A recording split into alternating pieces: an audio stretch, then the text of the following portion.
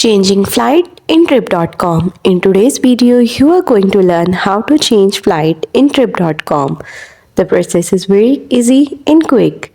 First, open the trip.com application and go to Manage My Booking to view your upcoming flights. Then select the booking you want to modify.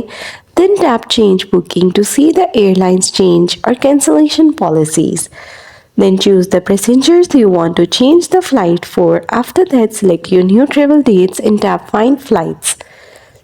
Then you have to pick your preferred flights and review for fare difference, change fee if any. If everything looks good, proceed to payment and finalize the update.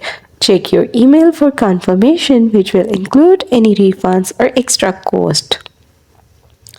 Always review your airline-specific policies. Some low-cost carriers may require changes directly through their on-site.